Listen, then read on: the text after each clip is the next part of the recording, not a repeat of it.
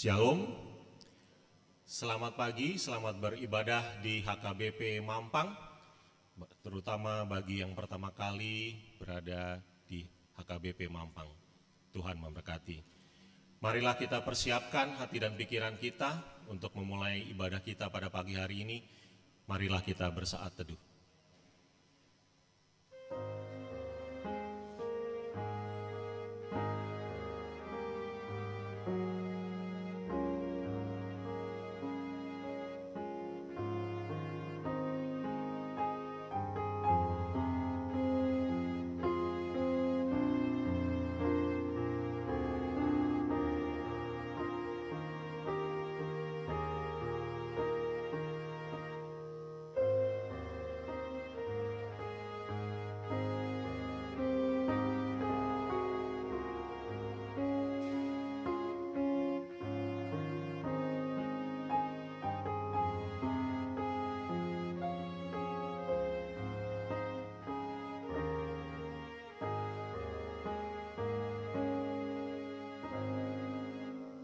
Amin. Di dalam nama Allah Bapa dan nama Anaknya Tuhan Yesus Kristus dan nama Roh Kudus yang menciptakan langit dan bumi. Amin. Siapakah yang boleh naik ke atas gunung Tuhan? Siapakah yang boleh berdiri di tempatnya yang kudus? Orang yang bersih tangannya dan murni hatinya.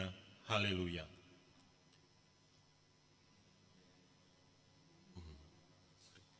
Marilah kita bernyanyi, maaf.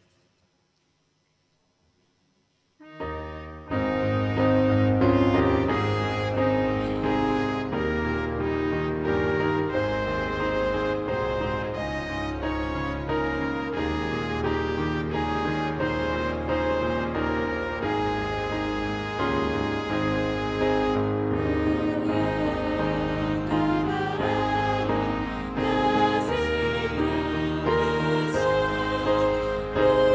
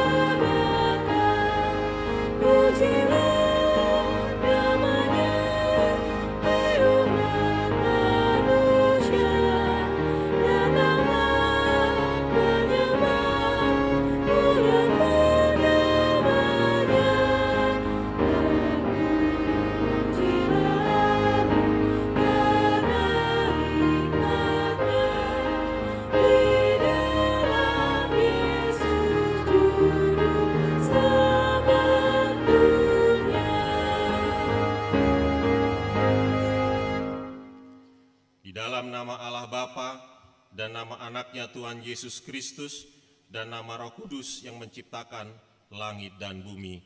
Amin. Siapakah yang boleh naik ke atas gunung Tuhan? Siapakah yang boleh berdiri di tempatnya yang kudus? Orang yang bersih tangannya dan murni hatinya. Haleluya.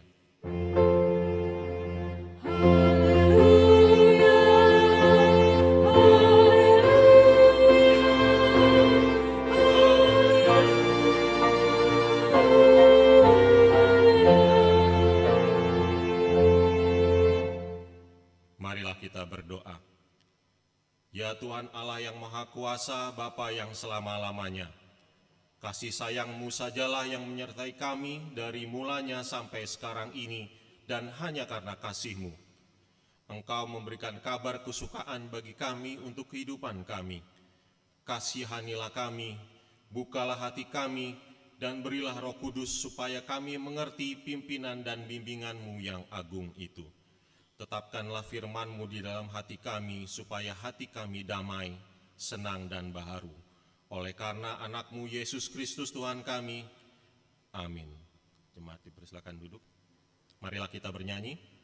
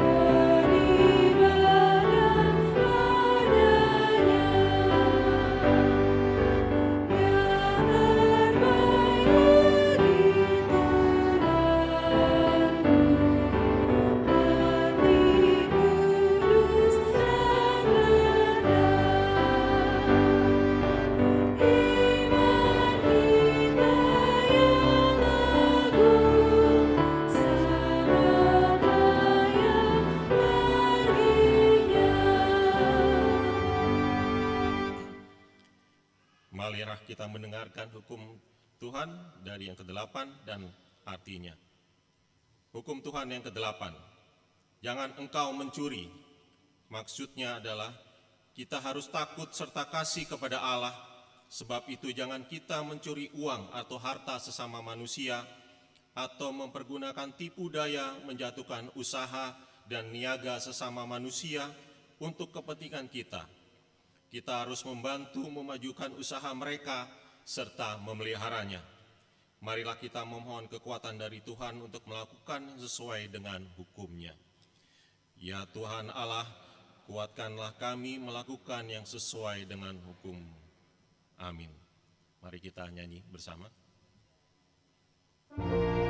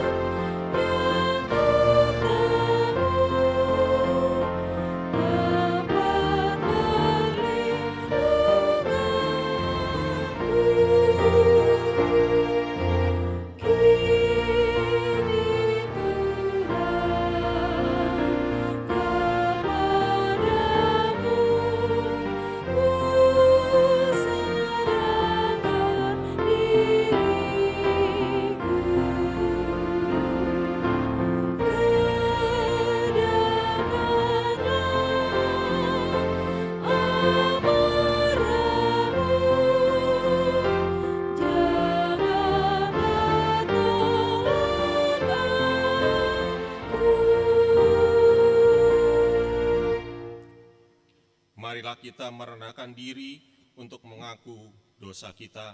Marilah kita berdoa. Ya Bapa Tuhan kami di surga, Engkau Maha Kasih dan benar. Berkat-Mu melimpah dan kekal selama-lamanya. Kasihanilah kami ya Tuhan, lupakanlah segala kejahatan dan dosa kami. Kami sering berbuat dosa terhadap Engkau dan membangkitkan amarah-Mu karena kami sering melanggar hukum-Mu. Limpahkanlah kasih sayang-Mu kepada kami dan berkatilah kami dengan pertolongan-Mu. Ya Tuhan Allah sumber kebahagiaan kami, ampunilah segala dosa dan pelanggaran kami. Di dalam anak-Mu Tuhan Yesus Kristus, Juru Selamat kami. Amin.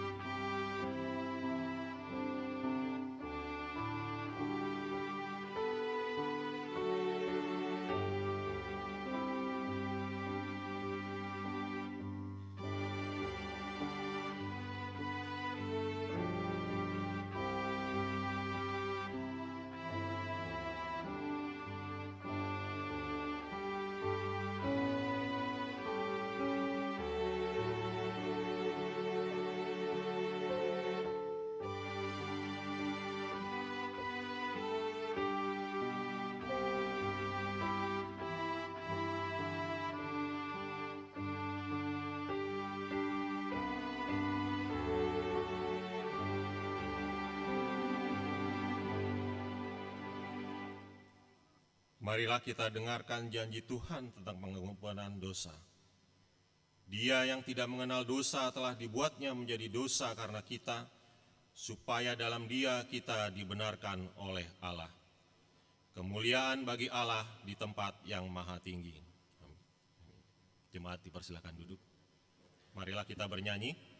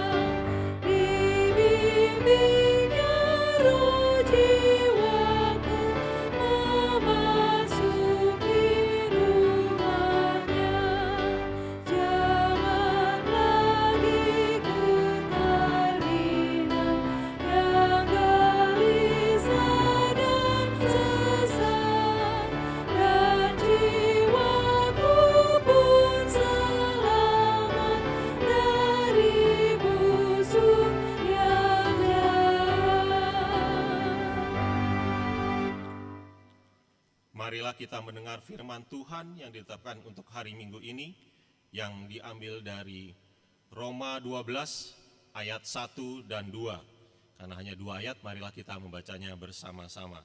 Roma 12 ayat 1 dan 2. Karena itu saudara-saudara, demi kemuliaan Allah, aku menasihatkan kamu, supaya kamu mempersembahkan tubuhmu sebagai persembahan yang hidup, yang kudus, dan yang berkenan kepada Allah. Itu adalah ibadahmu yang sejati.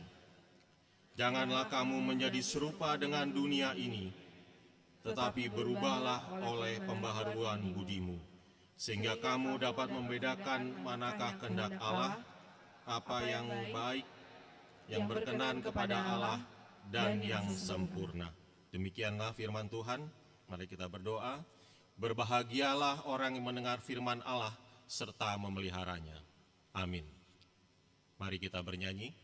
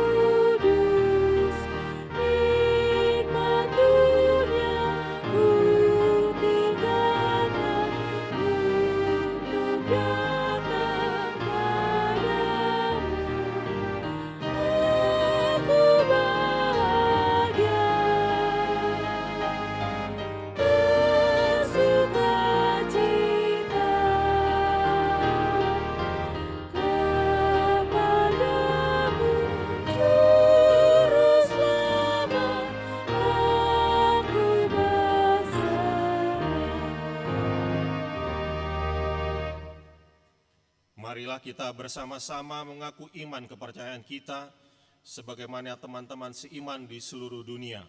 Kita bersama-sama mengucapkannya. Aku percaya kepada Allah, Bapa yang Maha Kuasa, Khalik langit dan bumi.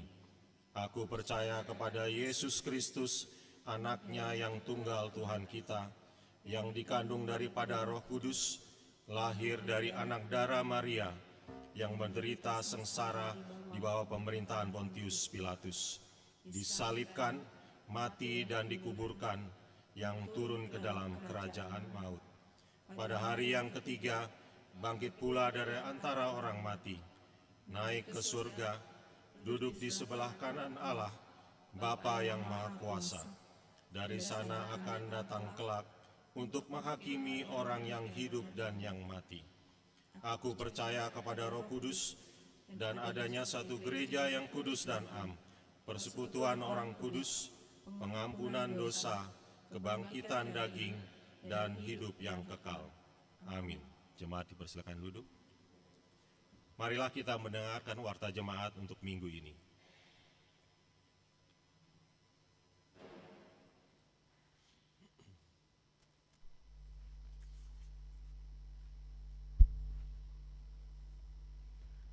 Shalom, selamat hari Minggu pada kita semuanya. Mari kita dengarkan warta jemaat hari Minggu tanggal 5 November 2023. Pertama, nama Minggu. Nama Minggu hari ini adalah Minggu 22 setelah Trinitatis atau Ketritunggalan Allah, dengan topik Muliakanlah Tuhan dengan harta dan tubuhmu. Kedua, tukar pelayan mimbar. Sesuai keputusan Sinode Distrik pada tanggal 9 sampai 10 November 2023 tentang 9 sampai 10 November 2022 tentang program kerja dan anggaran keuangan tahun 2023. Pada hari ini, Minggu 5 November, akan dilaksanakan pertukaran pelayan firman se-HKBP Distrik 8 DKI Jakarta. Kegiatan ini diikuti oleh Pendeta Resort, Pendeta Robert S. Pandiangan MTH yang bertugas melayani di MT Haryono, dan Pendeta Fungsional Pendeta Suryani Ida Sihite STH yang bertugas melayani di HKBP Resort Sudirman. Dan yang bertugas melayani di Gereja KBP Mampang adalah Pendeta Linda R.A.N. Silaban SCH dari HKBP Resort Petojo di ibadah pukul 7 dalam bahasa Indonesia, dan Pendeta Lilis F. Tambunan STHMM dari HKBP Resort Tebet di ibadah pukul 9.30 bahasa Batak. Kita akan mengumpulkan persembahan khusus dengan menggunakan amplop untuk bantuan mendukung program kerja distrik. Penyerahan amplop akan dilaksanakan setelah ibadah selesai di pintu gereja. Ketiga, penghiburan. Pada hari ini Minggu 5 November 2023 pukul 11.30 WIB, gereja kita akan mengadakan acara penghiburan kepada keluarga Nyonya Simangunsong R. Boru Siagian bertempat di Gereja KBP Mampang Perapatan. Karena itu diminta kepada kita untuk dapat mengikutinya. Keempat, pemeriksaan kesehatan. Dalam rangka Pesta Gotilon dan HUT 40 tahun, pada hari ini Minggu 5 November 2023 mulai pukul 8.30 WIB akan dilaksanakan pemeriksaan kesehatan, yaitu tekanan darah, gula darah, kolesterol, dan asam urat dengan memberikan kontribusi sebesar Rp40.000 per orang. Bagi jemaat yang ingin mengikuti dapat menghubungi panitia atau Nyonya Butar-Butar Lia Boru Simangunsong. Kelima, penelaan Alkitab. Selasa 7 November 2023 pukul 10 WIB PHD Inahana. Kamis 9 November 2023 pukul 17 WIB PHD Ina Kamis. Sabtu 11 November 2023 pukul 17 WIB PHD Ina Deborah. Kegiatan PHD bertempat di gedung serbaguna gereja kita. Kebaktian Pra Pesta Gotilon dan HUT 40 tahun. Pada hari Senin 6 November 2023 pukul 19.30 akan dilaksanakan kebaktian Pra Pesta Gotilon 2023 di Gereja HKBP Mampang Perapatan. Sekali lagi pada hari Senin 6 November 2023 pukul 19.30. Untuk itu diharapkan kehadiran semua, diminta kepada kategorial lansia, perempuan, dan ama untuk dapat mempersembahkan lagu pujian. Ketujuh, kebaktian puncak Pesta Gotilon dan HUT 40 tahun. Pada hari Minggu 12 November 2023 adalah perayaan puncak Pesta Gotilon dan HUT 40 tahun dengan tema Kerjakanlah keselamatanmu dengan takut dan gentar, Filipi 2 ayat 12, dengan subtema dengan semangat ulang tahun HKBP Mampang Perapatan ke-40 dan Pesta Gotilon 2023, mari wujudkan penata layanan yang profesional di gereja, week, dan kategorial dengan terus meneladani Kristus. Ibadah dilaksanakan hanya satu kali masuk, yaitu pukul 8.30 WIB dalam bahasa Batak. Kita mengumpulkan persembahan ke depan altar di amplop yang disediakan oleh panitia. Dalam perayaan diisi dengan membawa silua dari masing-masing sektor, tortor, kur sekolah minggu, dan RNHKBP. Penyerahan ulos bagi jemaat yang berusia 70 tahun ke atas dan ke atas di tahun 2023 sampai tanggal 12 November, dan makan bersama diharapkan semua membawa ulos Batak. 8. Latihan sekolah minggu. Diberitahukan kepada orang tua anak sekolah minggu bahwa telah dimulai latihan anak sekolah minggu untuk persiapan acara Gotilon dan Natal sekolah minggu yang akan dilaksanakan setiap hari Sabtu dan Minggu. Dimohon bantuan orang tua agar anak sekolah minggu dapat mengikuti latihan tersebut. Untuk informasi selanjutnya mengenai waktu pelaksanaan akan diumumkan oleh guru sekolah minggu masing-masing kelas. 9. Pesan atau surat pusat HKBP. Setelah warta ini akan dibacakan surat pimpinan HKBP tentang sehati melaksanakan sentralisasi keuangan HKBP. 10. Sosialisasi orientasi tahun oikumene inklusif HKBP 2024. Sehubungan akan diadakannya rapat dewan dan seksi sebelum rapat jemaat, maka pada hari Rabu tanggal 8 November 2023 pukul 19 WIB akan diadakan sosialisasi tahun oikumene inklusif HKBP 2024 yang dipimpin pendeta resort melalui Zoom meeting, agar semua program kerja disesuaikan dengan tahun oikumene inklusif HKBP 2024. Diberitahukan kepada semua dewan dan seksi untuk menghadiri sosialisasi tersebut. 11. Anak lahir.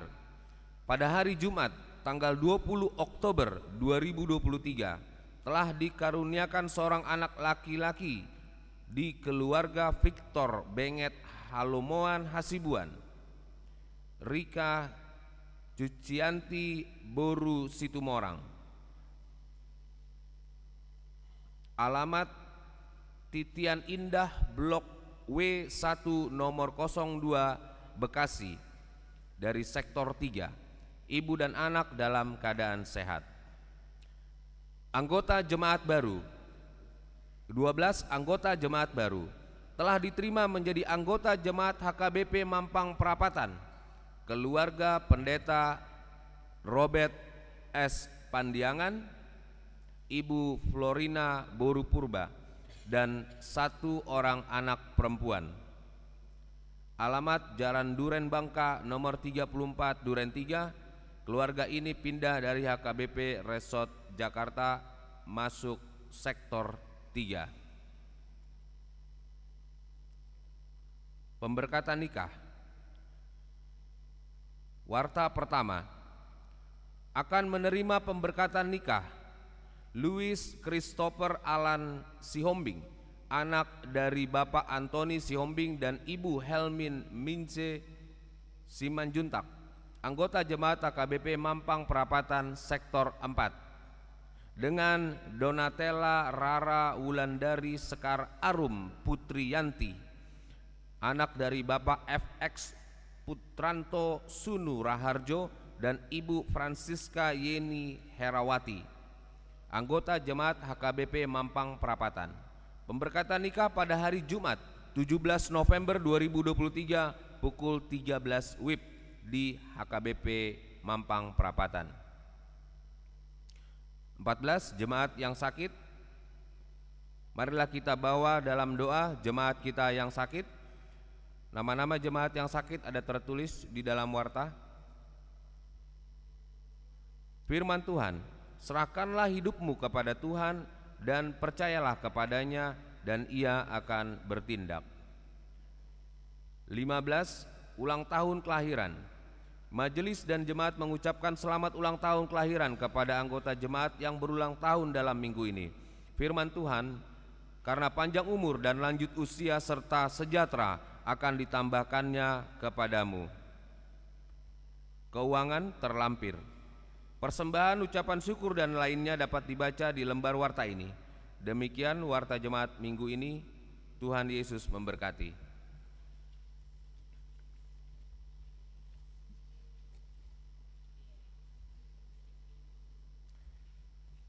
Kami akan membacakan surat pimpinan HKBP tentang sehati melaksanakan sentralisasi keuangan HKBP. PA Raja Tarutung 28 Oktober 2023 nomor 1272 garing L18 garing 10 Romawi garing 2023. Hal sehati melaksanakan sentralisasi keuangan HKBP. Surat untuk dibaca pada kebaktian minggu.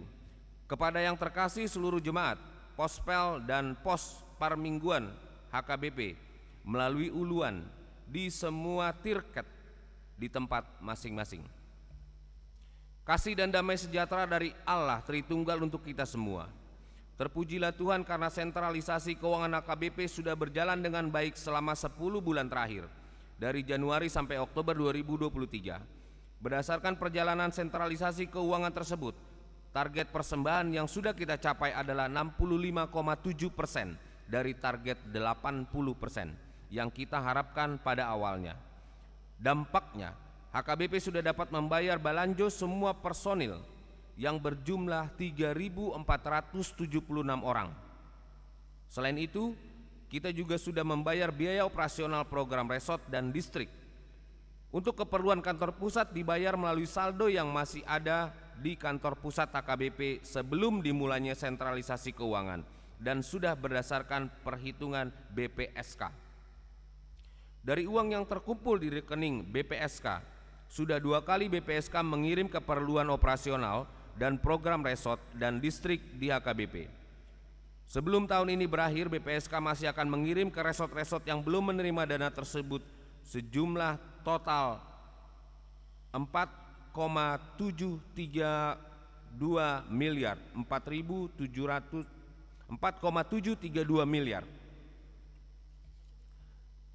Pada rapat Pareses dan MPS di akhir bulan Agustus sampai awal September lalu, sudah disampaikan sukacita segenap huria di HKBP atas berjalannya sentralisasi keuangan tersebut. Meskipun begitu, di dalam rapat tersebut ada juga peserta rapat yang menyampaikan informasi bahwa masih ada jemaat yang tidak setia menjalankan keputusan Sinode Godang karena memikirkan kepentingan jemaatnya saja, yaitu dengan cara menambahkan kantung persembahan atau pengumpulan dana pada hari Minggu atau partangyangan, tetapi tidak menyebutkan persembahan agar tidak masuk ke dalam sentralisasi keuangan. Padahal berdasarkan keputusan Sinode Godang, penambahan dana untuk keperluan jemaat tetap dimungkinkan melalui cara-cara lain seperti pesta-pesta jemaat.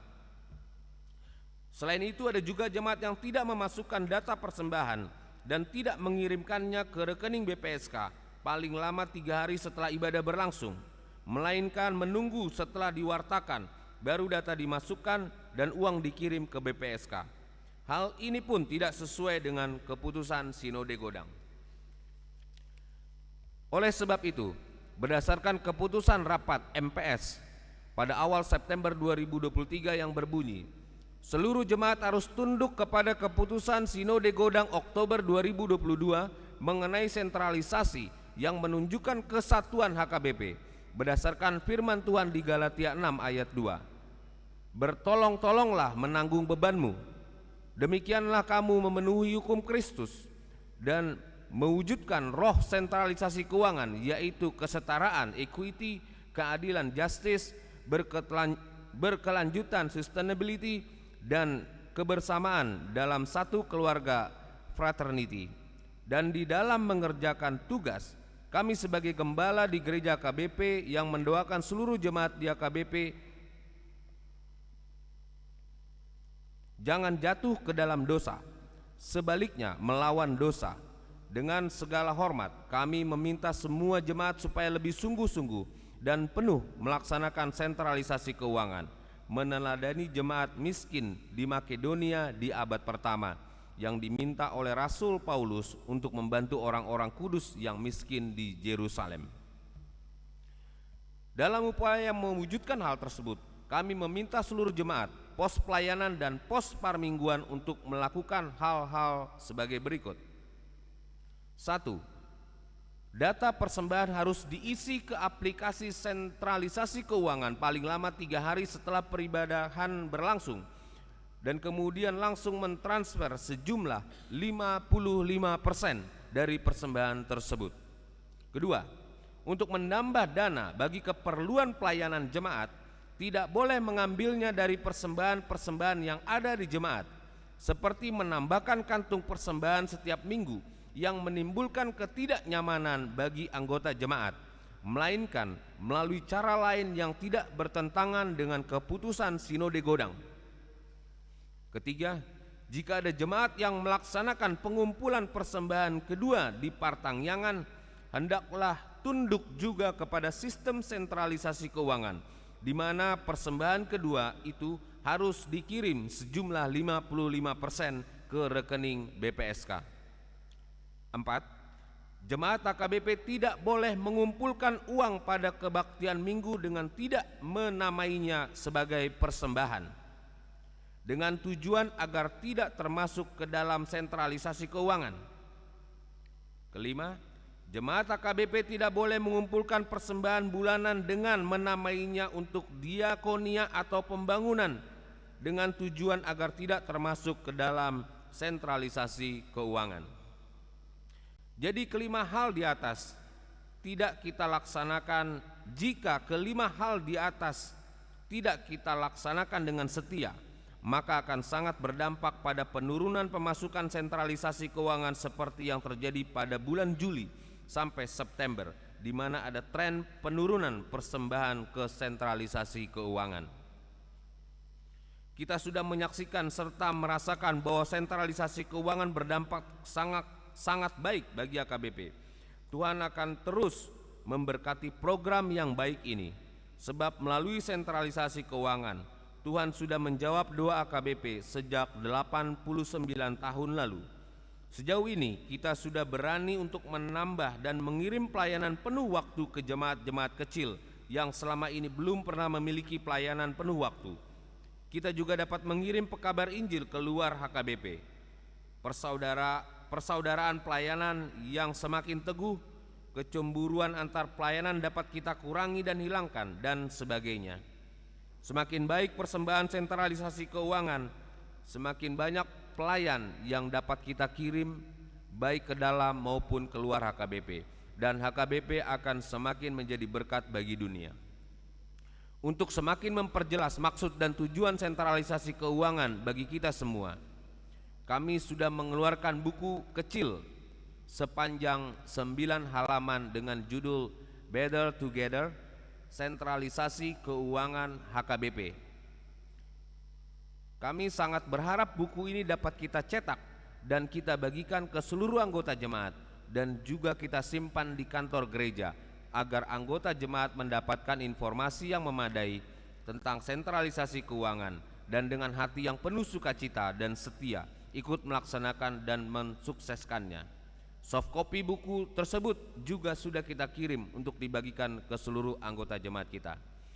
Demikianlah kami sampaikan surat ini untuk seluruh saudara-saudara terkasih anggota jemaat HKBP di dalam pengharapan yang penuh agar kita semua mengerjakan isi surat ini di dalam nama Allah Bapa, Anaknya Tuhan Yesus Kristus, dan Roh Kudus. Teriring salam dan doa, Kuria Kristen Batak Protestan, Eporus Pendeta Dr. Robinson Butar-Butar.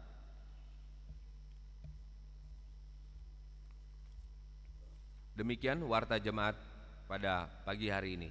Tuhan Yesus memberkati.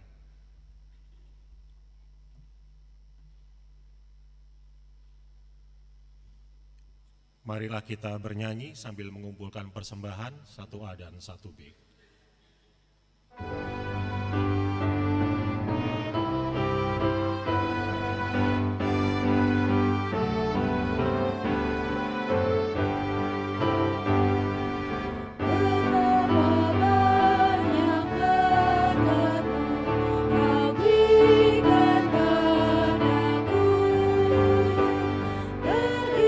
Istimewa rahmat di dalam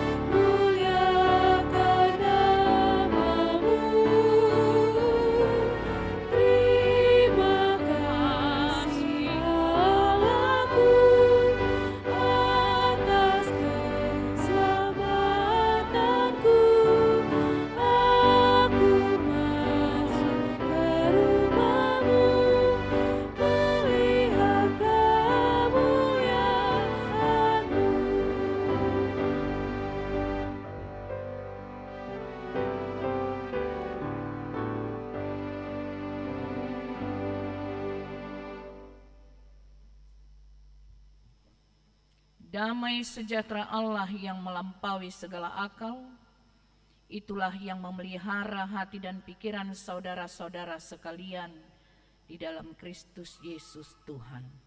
Amin. Shalom, Bapak Ibu saudara-saudara yang dikasihi oleh Tuhan Yesus. Senang sekali saya berjumpa dengan kita pada pagi hari ini dalam persekutuan di dalam ibadah yang pertama.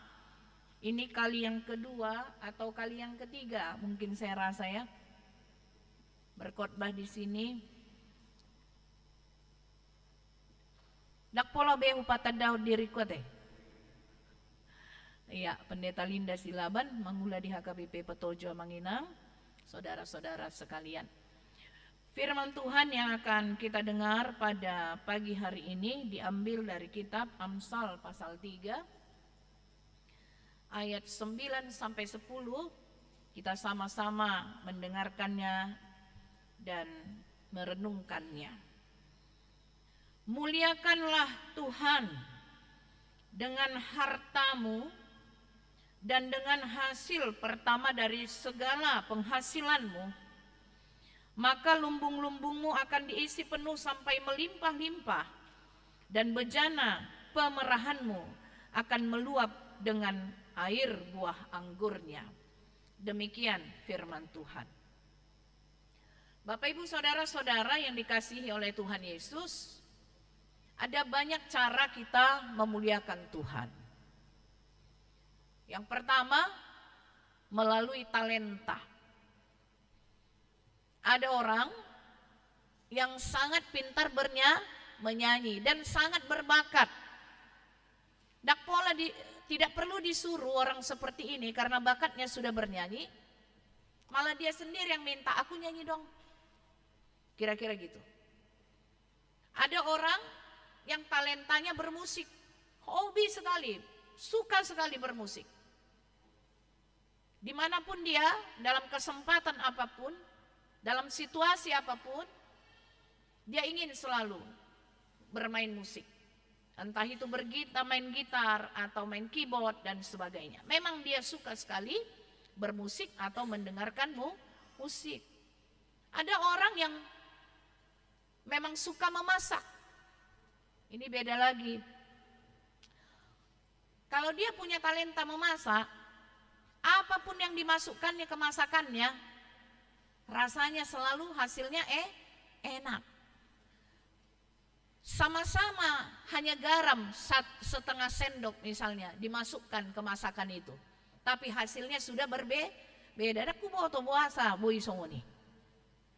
Tidak mungkin tangannya yang beda. Tangan memang beda. Tapi kenapa ya? Memang karena itu talenta, bakat yang diberikan oleh Tuhan sejak dari dia di dalam kandungan lahir sudah bakatnya memang seperti itu. Nah, talenta-talenta atau kelebihan keistimewaan itu dapat dipakai untuk memuliakan Tuhan. Itu salah satunya ya, memakai talenta untuk memuliakan Tuhan. Lalu kemudian, bagaimana cara kita memuliakan Tuhan yang lain? Tuhan dengan yang lain ya, maksud saya selain talenta, yaitu melalui pekerjaan dan profesi kita masing-masing. Ada yang memang profesinya sebagai dokter, profesinya sebagai polisi, profesinya sebagai guru, mengajar. Maka itu dapat dipakai untuk memuliakan Tuhan. Sebagai dokter dia dapat mengobati orang sakit. Tapi jangan karena mau memuliakan Tuhan dengan pelayanannya atau pekerjaannya sebagai dokter, mau disuntik halak. Kalau terus-menerus menyuntik alak ya karena profesi dokter nggak sakit tapi disuntikkan, ini udah berbahaya juga ya, kira-kira gitu kan. Artinya kita pakailah semua profesi kita, baik itu mengajar atau apapun juga, memang untuk melayani Tuhan dan memuliakan namanya. Sehingga orang melihat, oh ini dokter, seorang Kristen, baik banget, ramah, mau tersenyum, mau berkomunikasi dengan pasien. Demikian juga guru, dang holan mangalotahi karejona. Aya dong do guru holan mangalotahi anak murid. Ngerti ya manginang mangalotahi? Hah? Songon namaul do di HKBP Mampangon mekel hala ate. Ngerti nggak mangalotahi? Apa ya? Manoko ulu. Sikit salah murid tok. Iya kan? Berarti ada yang nggak beres dengan kejiwaannya. Demikian juga dokter, karena padatnya waktu, dia tidak sempat berkomunikasi, apalagi kita minta untuk tersenyum ramah, dauhian mai. Kira-kira gitu misalnya kan. Ada banyak profesi yang tidak dipakai untuk memuliakan Tuhan. Sadok melalui profesi dok perkerijuan naon, saya campur sedikit dengan bahasa Batak, hanya untuk mencari uang. Tetapi ternyata bukan itu. Kita pakai seluruh pekerjaan kita untuk memuliakan Tuhan. Karena pekerjaan itu pun berasal dari Tuhan. Nah itu yang kedua. Jadi tadi pertama talenta, kedua pekerjaan. Nah yang ketiga ini, seringkali manusia lupa bahwa harta itu bukan hanya untuk dicari, tetapi harta dalam firman Tuhan pada hari ini mengingatkan kita bahwa harta itu dipakai untuk memuliakan Tuhan. Ada amin? Ya, akan molo halak Batak, kalau kita orang Batak ini orang percaya lah, saya katakan gitu, orang Kristen kan, kalau berdoa pasti nggak lupa Tuhan madok songonon. Kita katakan gini, Tuhan berilah aku berkat-Mu, berkat yang melimpah, supaya terisi penuh lumbung-lumbungku. Kira-kira gitu. Jadi image kita, dalam pikiran kita, bahwa harta itu selalu harus kita minta, selalu harus dicari. Lupa bahwa ternyata hal yang paling penting justru harta itu digunakan untuk memuliakan nama Tuhan. Itu firman Tuhan pada hari ini. Karena apa? Karena kita tahu Tuhanlah yang memiliki harta kita itu. Kita hanya sebagai pengelola. Nah, oleh karena itu yang perlu kita ketahui bersama pada pagi hari ini, bagaimana caranya kita memakai harta yang ada pada kita itu untuk memuliakan Tuhan. Ini yang penting dalam mengimplementasikan iman kita, dalam iman yang hidup untuk memuliakan Tuhan melalui harta yang kita miliki untuk memuliakan nama Tuhan. Yang pertama, berbagi, Bapak Ibu Saudara-saudara. Berbagi kepada orang-orang yang membutuhkan, berbagi kepada orang lain. Tetapi mari kita lihat dulu. Ada 3 tipe orang dalam memandang harta. 3 tipe orang ya. Yang pertama, memandang harta itu milikku, ya milikku. Milikmu, ya milikku. Nah itu ya. Harta itu milikku, ya milikku, jangan ganggu. Tapi milikmu, milikku. Olo doa mangsip tua, hartamu gabe milikku. Enggak kan? Tapi ada loh orang yang mau harta orang lain menjadi miliknya juga. Akka manginang, olo doamu, hartamu udah gabe milikku. Mau? Saya rasa setiap orang tidak pasti menjawab, enggak lah inang pendeta, masa iya hartaku jadi harta inang pendeta. Tapi dalam kenyataan hidup banyak sekali orang harta orang lain ingin dimilikinya dengan cara yang tidak baik. Pokoknya harta orang dipandang sebagai sesuatu yang menggiurkan. Akai saya mau. Siapa orang-orang yang seperti itu? Akka Manako. Para pencuri, para perampok. Dicari dulu nama siapa teratas di bank, yang menyimpan uangnya di bank. baru dengan segala cara. Bohama asa bobol ATM na. Tuiba na mahartani na adong warna di bank yang banyak uangnya ini. Dengan berbagai cara melakukan penipuan-penipuan karena hartamu, hartaku, milikmu, milikku. Adakah orang Kristen yang seperti ini? Oh, banyak. Karena apa? Kekristenannya hanya simbol, hanya nama. KTP Kristen tapi palsu. Penipuan-penipuan melalui online banyak sekali. Inilah orang-orang yang rakus, yang tamak. Ada istilah homo homini lupus. Manusia menjadi serigala terhadap sesamanya. Mula udang ngolo gabi serigala terhadap sesamanya. Olo do hitamang gabi serigala. Saya yakin di semua jemaat HKBP Mampang yang hadir pada saat ini adalah orang-orang yang luar biasa baiknya. Amin. Tidak ada yang mau menjadi serigala terhadap sesama. Amin. Ya. Bagaimana caranya mau memuliakan Tuhan? Dia sudah berubah wujud menjadi serigala, ingin memangsa sesamanya.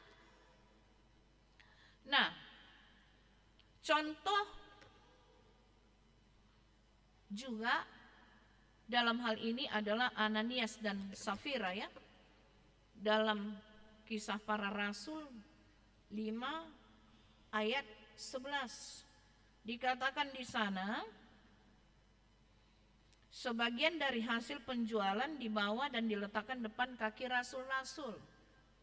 Tetapi ternyata apa yang dimiliki oleh Ananias dan Safira itu tidak sepenuhnya diberikan kepada Tuhan sehingga mendukakan Roh Kudus. Jadi hartanya miliknya, tetapi tidak menjadi milik Tuhan. Tapi itu nanti masuk dalam tipe kedua. Saya pikir Ananias dan Safira itu bisa masuk dalam tipe pertama dan kedua.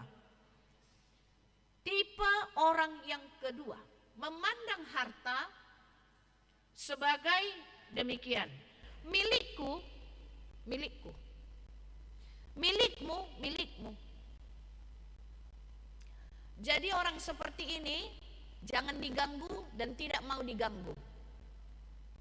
Tapi tidak mau berbagi, namaolan. Jadi kalau ada persembahan pun, saya sudah pernah begini ya, di gereja. Inang pendeta, kalau kita memberi persembahan bagaimana yang terbaik? Sebenarnya udah tahunya jawabannya. Masa iya puluhan tahun ke gereja nggak tahu bagaimana memberikan persembahan yang terbaik? Nanti Amang, Inang, bagaimana cara kita memberikan persembahan yang terbaik bagi Tuhan? Seperti janda yang memberikan satu mina. Memberi yang terbaik, apa yang ada padaku, itulah persembahan yang harum di hadapan Allah. Sian ias ni roha, siat tulus ni roha. Kita memberi persembahan bukan supaya dipuja-puja orang. Asa terida mamorau, asa terida burju rohaku. Hape holan sali do burju, ije bu daw. Mulai bereng halak do burju, alai molo di luar daw. Untuk apa? Bukan untuk pamer. Bagaimana cara memberikan yang terbaik bagi Tuhan? Milikku, milikku, milikmu, milikmu. Orang yang seperti ini seperti kera. Maaf ya menginang ya, kera. Udah pernah nengok kera? Kan kera ya. Kalau megang pisang dia gimana? Kuat kali. Pegang erat, gak bisa lepas. Terus dipandang-pandangnya lagi pula itu pisang kawannya. Matanya pun gini-gini supaya bisa diambil punya kawannya. Itu bisa lah masuk ke yang pertama tadi ya. Serakah. Orang lain punya pun mau diambil. Tapi kera juga sulit untuk berbagi. Sekencang-kencangnya dia memegang pisangnya. Manusia juga seperti itu. Bagaimana cara kita memuliakan Tuhan melalui harta kalau kita sulit sekali untuk berbagi? Saya ingin memberikan contoh Bapak Ibu Saudara-saudara. Ini menjadi perenungan yang dalam, yang luar biasa dalam kehidupan kita setiap hari. Ada satu keluarga, ini kita bandingkan nanti ya, sikap yang berbeda dalam menyikapi pemberian Tuhan. Ada satu keluarga, betapa hebatnya jabatannya. Empat-empatnya punya gelar.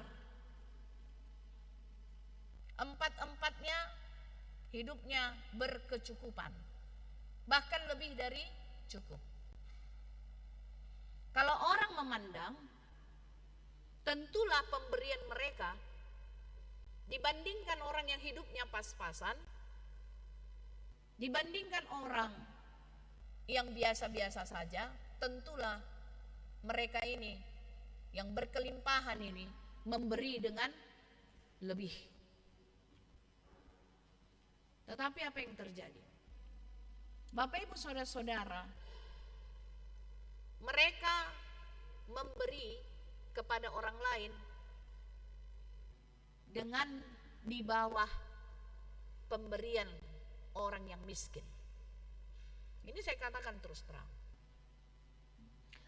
Kalau orang yang gak punya uang aja, ini perbandingannya. Orang yang gak memiliki uang saja, yang hidupnya pas-pasan, bisa memberikan nasi kotak. Satu nasi kotak harganya 15.000. Mau 10 nasi kotak saja mah harganya amang situ ada mi. 150.000 kan? Nah, 150.000 ya. Ada komputer di sini. Amang Inang. Sekarang Amang Inang yang juga jawab saya, Amang Inang ya.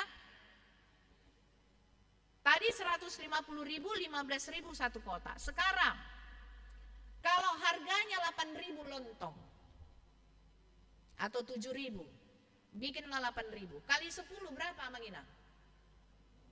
80 ya? Jadi si yang miskin na pogoson mangalian 150.000 HP nama moraon na diberkation na titel na gokon na jabatan na mentereng kalau orang yang bukan lahir di Karulus mentereng mau lu di Karulus dang mau boy madok sangat mentereng gitu kan kira-kira 150.000 na pogos mangalian na sederhana biasa-biasa tuh halak. Tetapi yang mentereng ini memberikan 80.000. Itu perbandingannya. Artinya jauh lebih besar, hampir 100% perbandingan si miskin dan si kaya dalam membantu orang lain, dalam bermurah hati, menunjukkan kasihnya melalui pemberian kepada orang lain. Bagaimana kita bisa mengatakan dia memuliakan Tuhan dengan hartanya, dengan kuasanya, dengan jabatannya, dengan titelnya yang banyak dan sebagainya. Lalu terus datang orang, kalau gitu yang pendeta, kenapa nggak dihukum Tuhan aja ya? Pelit amat begitu orang, kenapa nggak dihukum? Maunya terus dibikinlah miskin. Bapak Ibu Saudara-saudara, Tuhan itu maha kasih kepada setiap orang. Mungkin ada kelebihannya yang lain, tetapi jangan salah. Dia bersikap seperti itu, apakah kemudian diberkati yang lain-lainnya? Belum tentu, karena jalan hidup masih panjang. Itu bukan harus kita jawab, Tuhanlah yang tahu. Tetapi bagaimana kemudian Tuhan melakukan kepada orang yang sepelit itu? Makanya dikatakan, dihokop do hartanai, dipeluknya hartanya, tetapi kemudian habis dimakan rayap. Sama itu seperti gelas yang diisi air. Kalau air itu terus-menerus diisi tanpa pernah diminum atau diberikan kepada orang lain yang haus, maka air itu bertumpahan keluar gak jelas kemana. Tetapi ketika air dalam gelas itu kita minum atau kita berikan kepada orang lain, maka dia terus-menerus diisi. Hukum tabur tuai. Nah, sikap si kaya ini berbeda dengan sikap si orang sederhana. Ada lagi.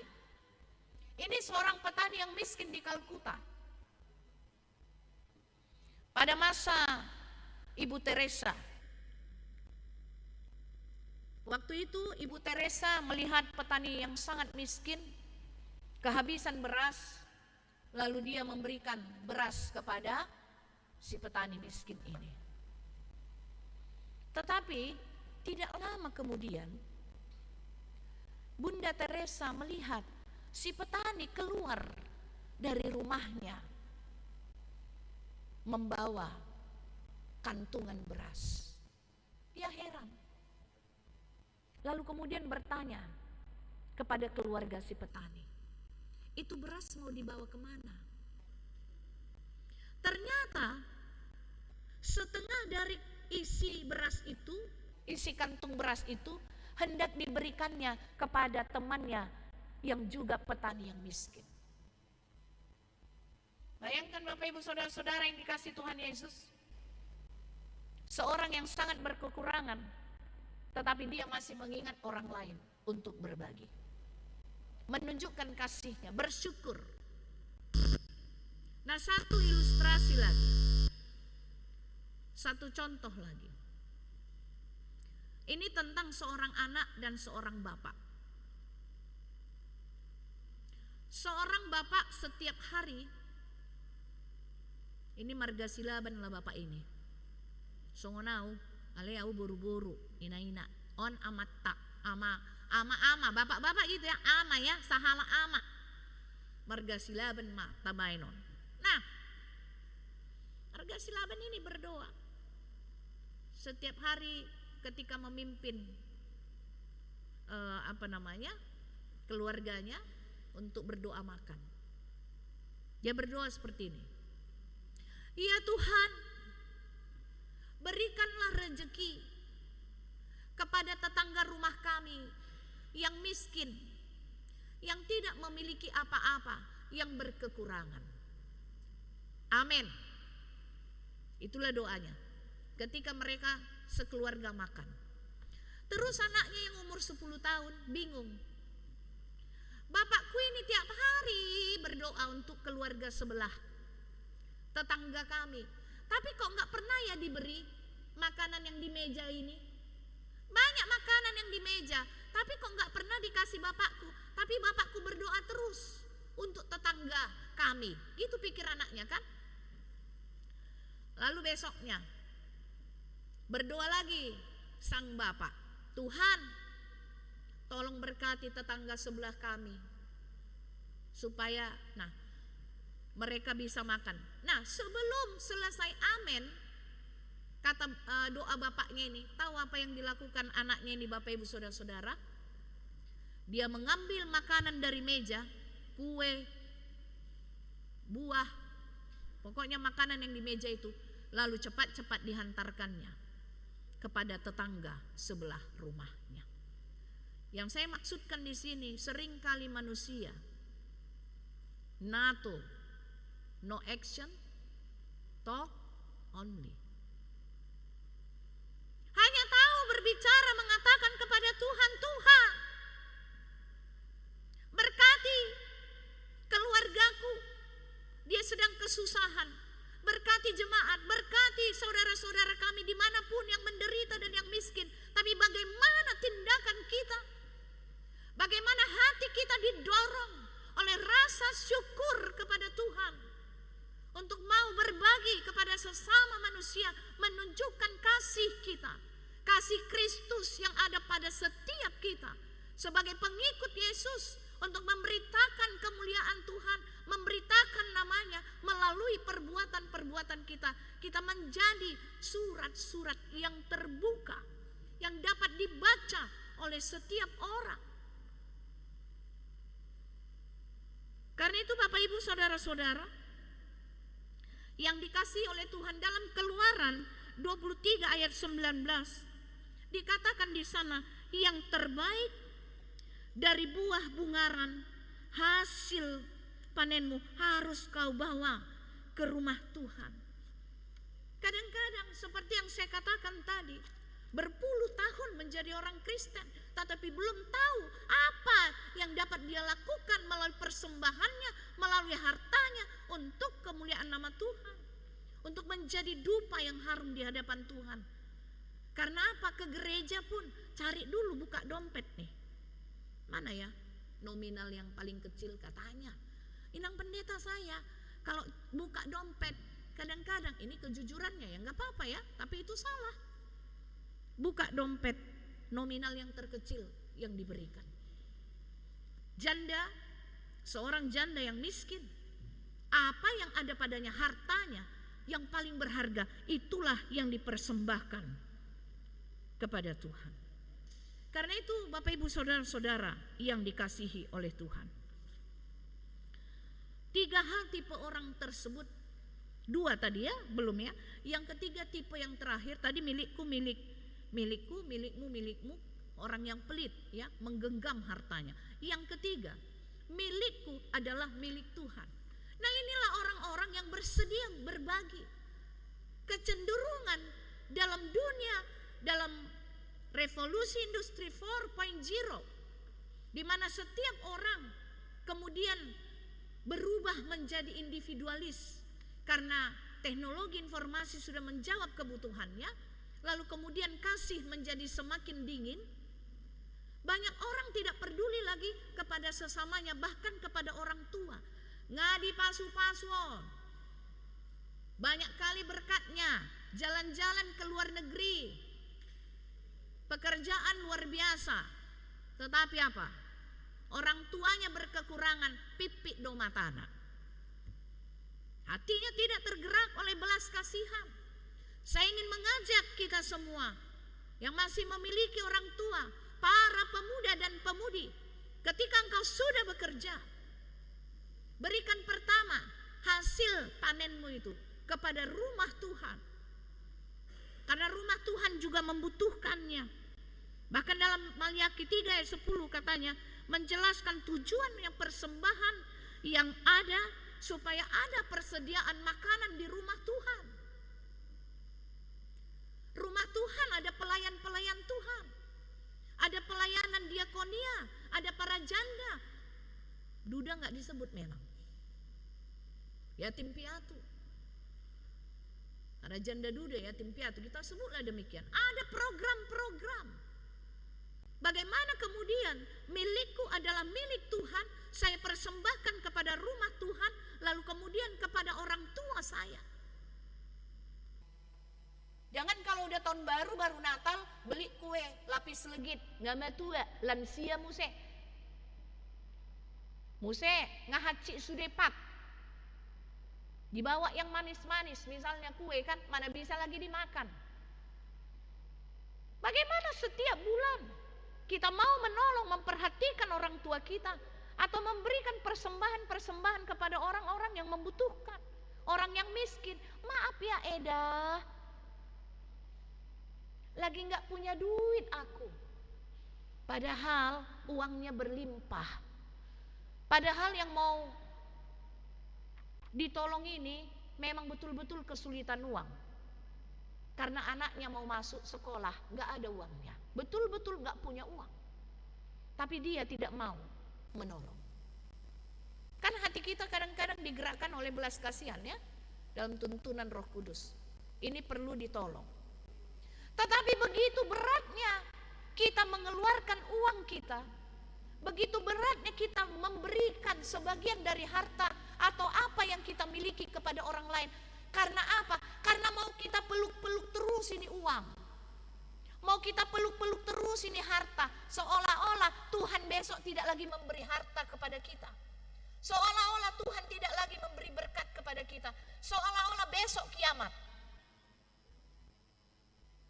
Padahal apa yang kau tabur itu yang kau tuai. Amin. Kita tolong orang tua kita bantu setiap bulan orang tua kita. Percayalah Bapak Ibu Saudara-saudara, lumbung-lumbungmu bahkan akan semakin penuh, berlimpah seperti yang dikatakan pada ayat 10 ini luar biasa.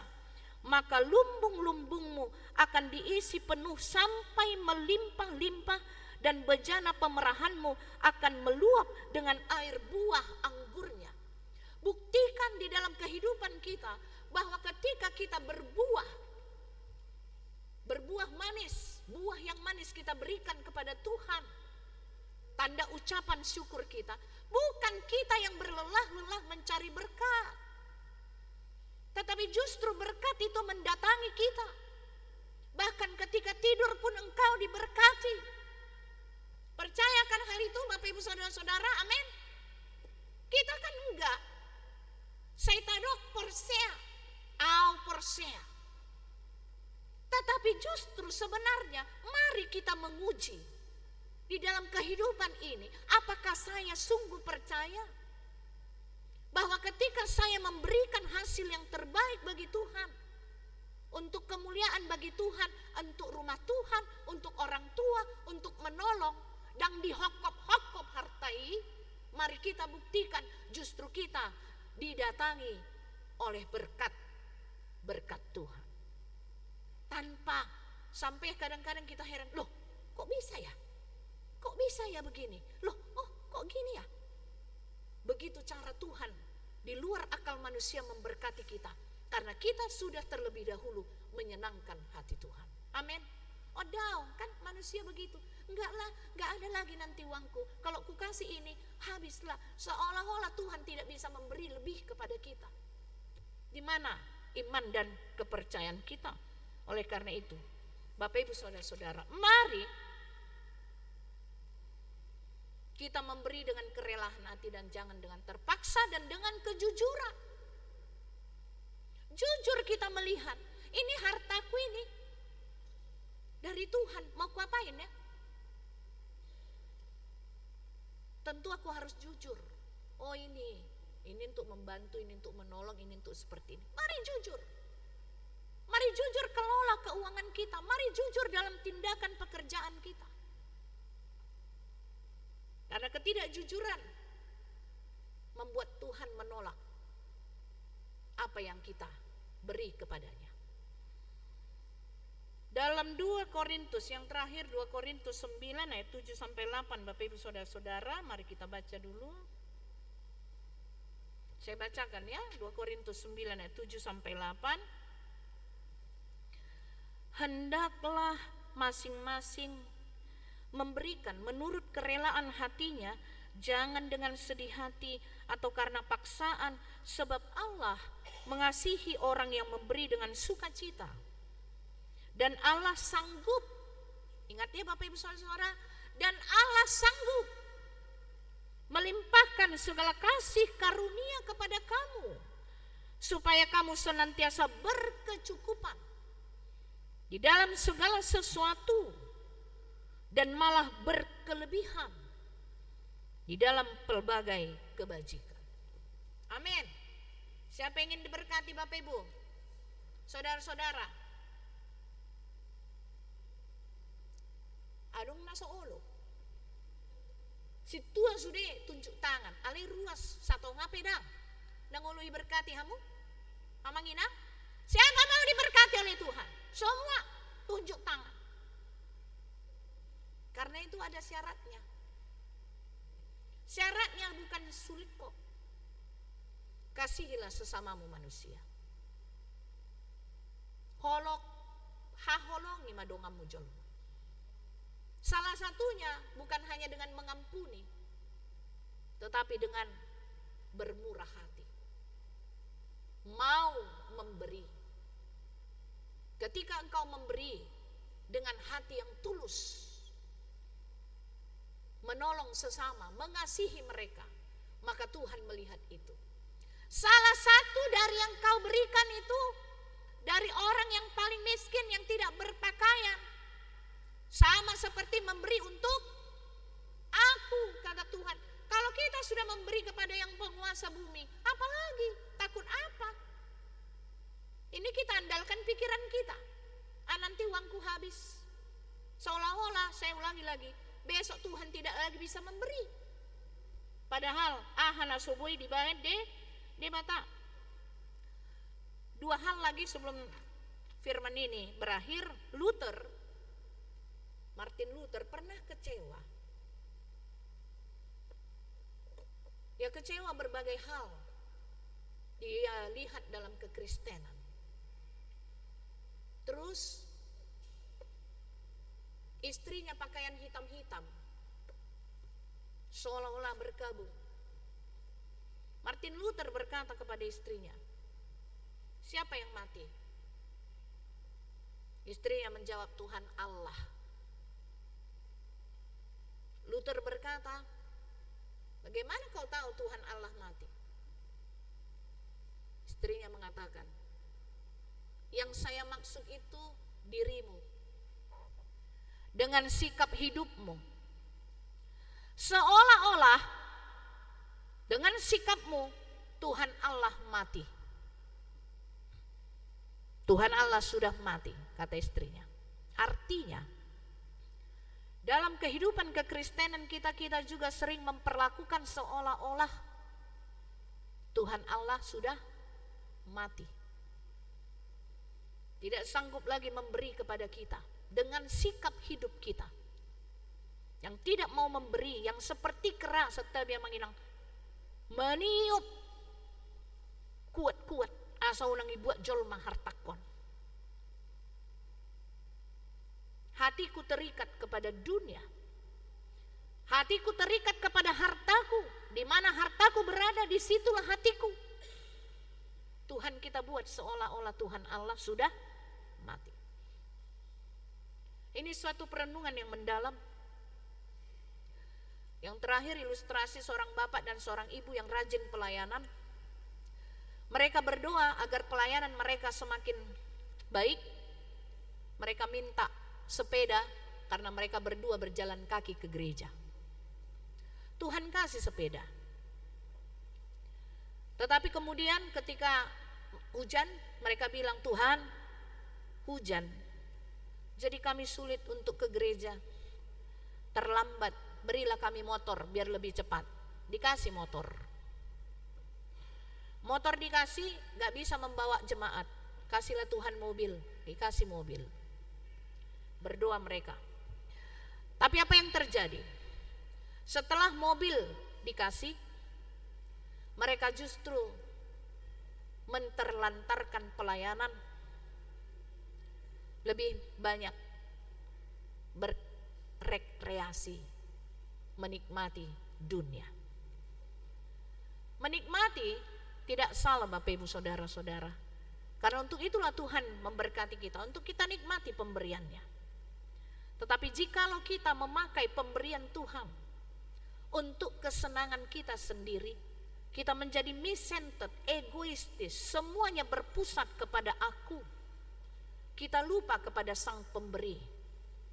Maka pada saat itulah Tuhan bisa mengeringkan kita. Pada saat itulah Tuhan bisa mengambil apa yang ada pada kita. Karena itu, jikalau kita mau semakin diberkati, lumbung-lumbung kita terisi penuh, berlimpah ruah, maka berikanlah sebagian dari hartamu untuk memuliakan nama Tuhan. Pakailah hartamu memuliakan nama Tuhan, untuk berbagi kepada sesama manusia, untuk menolong, untuk menghormati orang tua dan berbakti, dan memberikannya kepada rumah Tuhan sebagai perpuluhan setiap bulan.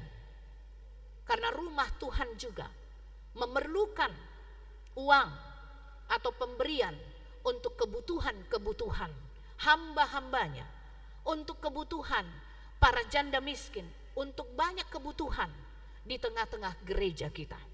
Karena itu, selamat memberikan kepada Tuhan melalui perbuatan-perbuatan kita. Bapak Ibu Saudara-saudara yang dikasihi oleh Tuhan Yesus, saat ini saya ingin kita mengajak merenungkan bagaimana yang telah kita lakukan dalam sepanjang hidup kita dengan harta yang kita miliki. Apakah kita sudah menjadi pelaku-pelaku firman yang dipanggil Tuhan untuk menjadi saksi Kristus? Harta yang kita miliki membuat kita berbahagia karena kita mampu memberi dengan cinta kasih kepada sesama kita. Kita lebih berbahagia jika memberi daripada diberi. Karena itu, berikanlah, jangan dengan terpaksa. Muliakanlah Tuhan dengan harta yang kita miliki sebagai tanda kita bersyukur atas kebaikan dan kemurahan Tuhan. Amin, kita berdoa.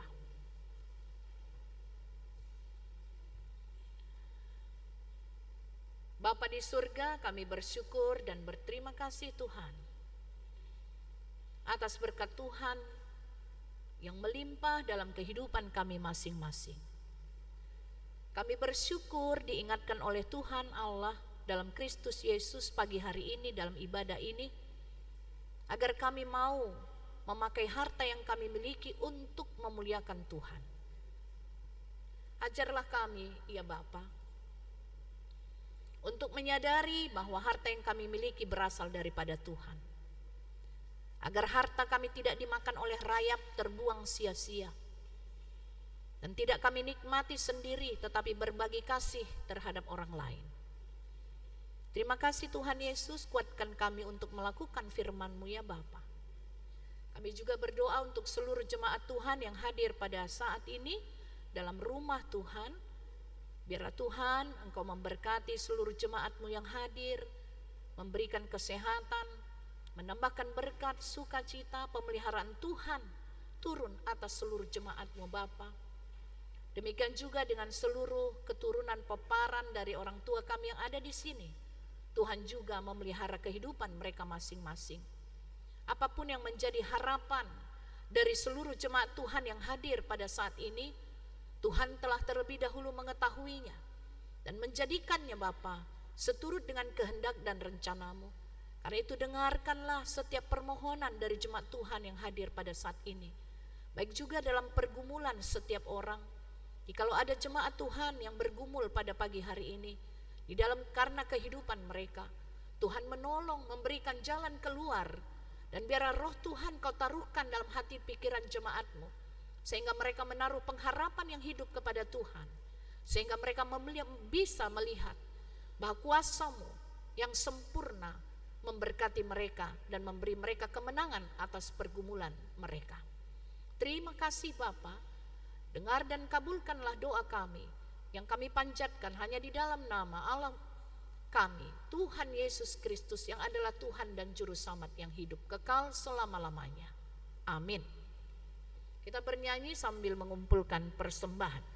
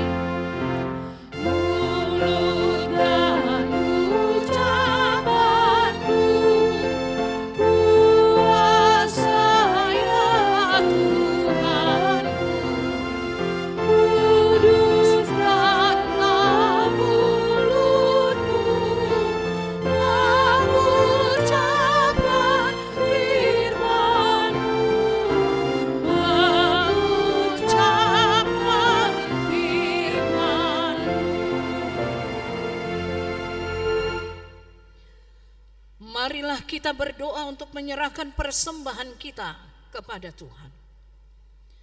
Ya Allah, Bapa kami yang di surga, kami mengaku bahwa Tuhan adalah sumber dari segala karunia yang melimpah dalam kehidupan kami masing-masing.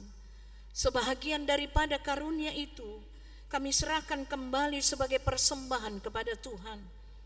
Terimalah dan berkatilah persembahan umat-Mu ini, agar kami pergunakan untuk pekerjaan dan pelayanan kerajaan Tuhan di dunia ini. Bukalah hati kami untuk mengenal betapa banyak berkat dan karunia yang kami peroleh dari Tuhan, supaya kami senantiasa bersyukur kepadamu di dalam nama Yesus Kristus Tuhan kami. Amin.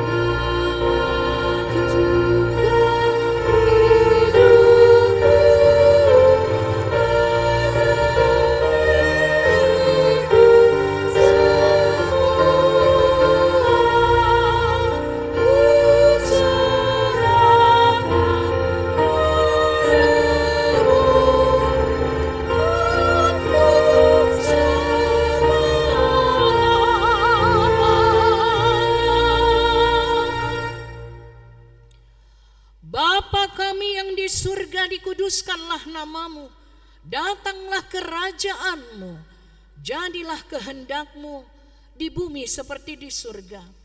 Berikanlah kami pada hari ini makanan kami yang secukupnya, dan ampunilah kami akan kesalahan kami, seperti kami juga telah mengampuni orang yang bersalah kepada kami. Dan janganlah membawa kami ke dalam pencobaan, tetapi lepaskanlah kami daripada yang jahat.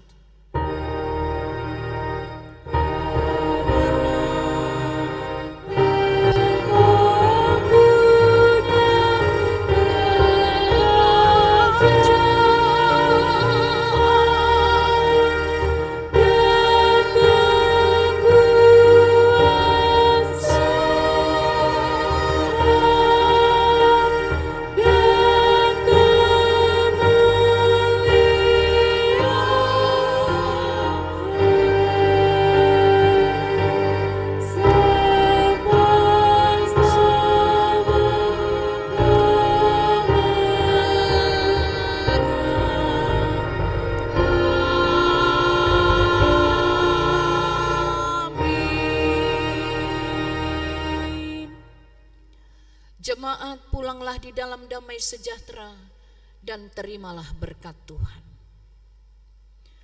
Tuhan memberkati engkau dan melindungi engkau. Tuhan menyinari engkau dengan wajah-Nya dan memberi engkau kasih karunia. Tuhan menghadapkan wajah-Nya kepadamu dan memberi engkau damai sejahtera. Amin.